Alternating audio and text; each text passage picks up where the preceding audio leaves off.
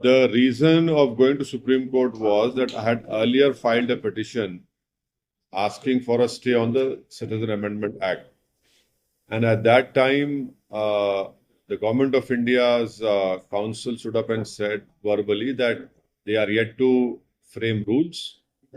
And so now there's no need for it. Now, when the rules have been framed, there is an urgent need, which I felt that we should go to the Supreme Court asking for a stay on the rules. Because if the government starts giving citizenship on the basis of this discriminatory law, then it will be very difficult to turn the clock back.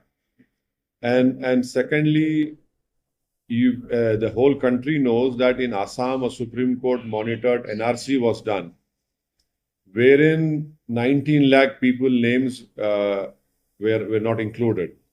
Now, in that, you have around about a million names of non-Muslims, wherein we feel that they can be accommodated under the new rules and the new law, and it will be discriminatory on the part of the government to exclude the Muslims. Second important point which we had mentioned, which is drafted by our lawyer, Janab Nizam Pasha Sahib, is that the Supreme Court has held that any allurement to conversion of religion is also a crime. Now, people who are not Muslims will be given citizenship. That in itself is an allurement on by the government that if you belong to this religion and you don't belong to Islam, then citizenship can be given to you. So these are the two important grounds which our lawyer, Janab Nizam Pasha, has mentioned. And we have asked, that is why we have gone to Supreme Court, hoping, inshallah, that the Supreme Court will take a favorable decision in our favor. And the timing of the notification also is something that would have a political impact, you think, on the forthcoming election? Of course, the government had waited deliberately for 4 long years after passing this unconstitutional law with their brute majority in the parliament. And keeping in mind the Lok Sabha elections, the government took the decision a few days before the dates of the Lok Sabha general elections have to be announced. Sir,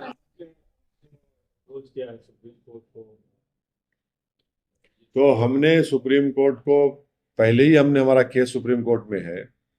उस वक्त government of India के council ने कहा था कि government of India ने अभी rules नहीं बनाए हैं, तो इसलिए अभी इस पर कोई बहस करना बहुत जल्दी होगा। अब जबकि मोदी हुकूमत ने CAA के रूल्स बना दिए हैं, तो सुप्रीम कोर्ट जाना एक अर्जेंसी है, वक्त का अहम तकाजा है, क्योंकि अगर ये सरकार सिटीजनशिप देना शुरू कर दे एक अनकॉन्स्टिट्यूशनल लॉ पर जिसको एक रिलीजन के ऊपर बनाया गया है, तो इससे नुकसान हो सकता है। नुकसान ये है कि सुप्रीम कोर्ट मॉनिटर्ड एक NRC आसाम में हुआ जिसमें 19 लाख लोगों के नाम नहीं आए। उसमें से करीब 1 लाख के करीब मुसलमान हैं, बाकी नॉन मुस्लिम्स हैं।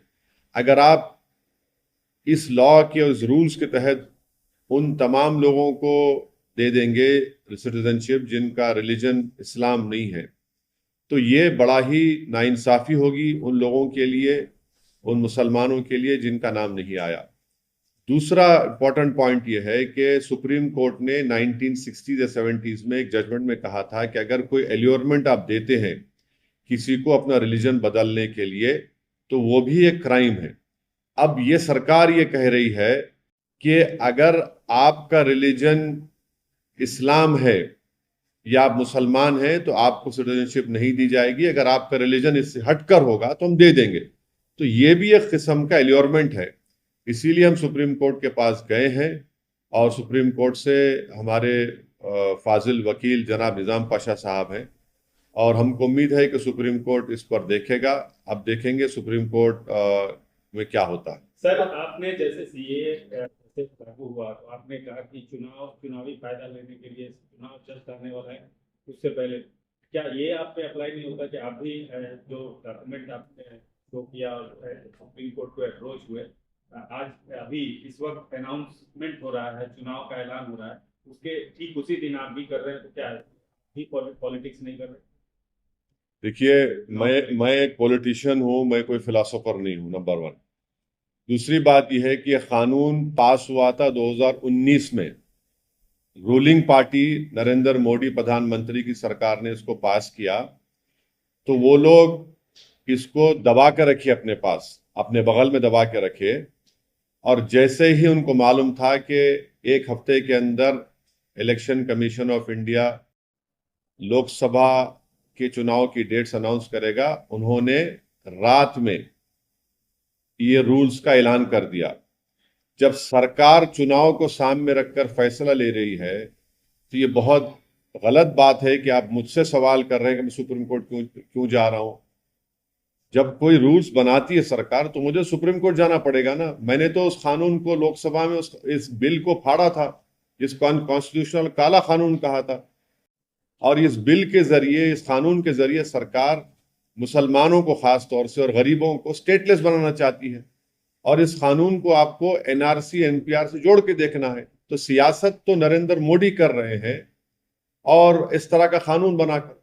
सर हाँ,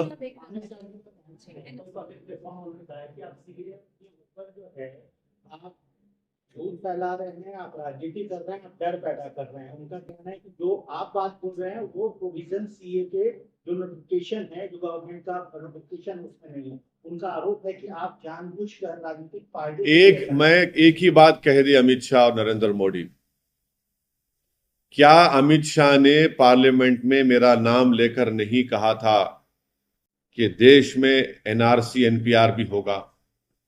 आपके कई टीवी चैनलों पर अमित शाह ने कहा था कि क्रोनोलॉजी समझिए, एनपीआर एनआरसी होगा।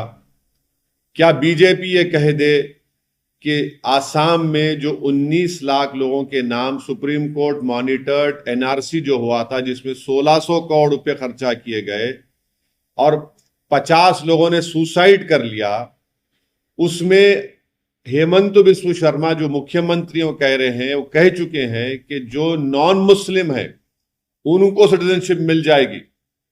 मुसलमान क्या करेगा? वो एक खौफ का माहौल पैदा कर रहे हैं, मैं नहीं कर रहा हूं। पहले तो सिटीजनशिप का कानून आप मजहब की बुनियाद पर क्यों बनाया?